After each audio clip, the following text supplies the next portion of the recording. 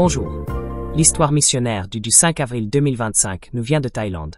Le titre, de la malchance à l'amour. Je m'appelle Shena. J'ai grandi en détestant le nom de Jésus-Christ.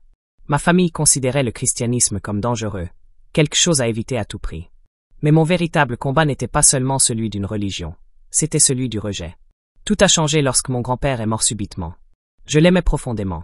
Mais dans ma culture, si vous passez trop de temps avec quelqu'un et que quelque chose de grave se produit, les gens pensent que vous êtes à blâmer. Puis mon oncle est mort à son tour. Ma famille a chuchoté que j'étais maudit. Lorsque mes parents ont tout perdu et ont dû partir pour la Thaïlande, ils m'ont dit de rester au pays. L'un de mes proches m'a dit « Tu n'aurais jamais dû naître ». J'avais 18 ans et j'étais complètement seul. Puis, une invitation inattendue a tout changé.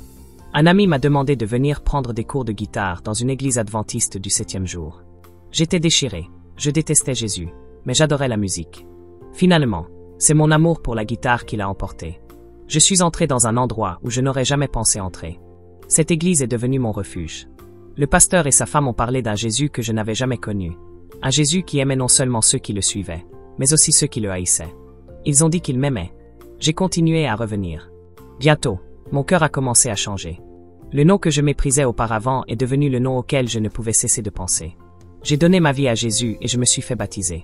Mais même si j'aimais ma nouvelle foi, j'aspirais à quelque chose de plus. Je voulais retrouver ma famille. Chaque jour, je priais. Jésus, ramène-moi mes parents. Qu'ils m'aiment à nouveau.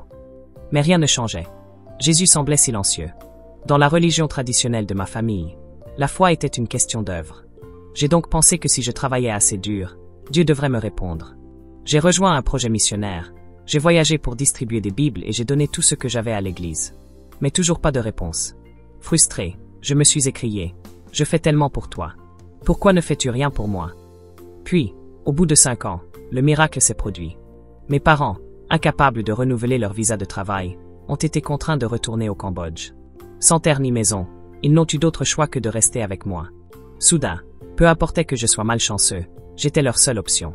Un sabbat, je les ai invités à l'église. Je leur ai dit, nous n'avons pas grand-chose, mais il y aura de la nourriture. La faim les a fait venir, mais l'amour les a fait revenir. Le Jésus qu'ils ont rencontré dans cette église était différent de celui qu'ils avaient craint toute leur vie.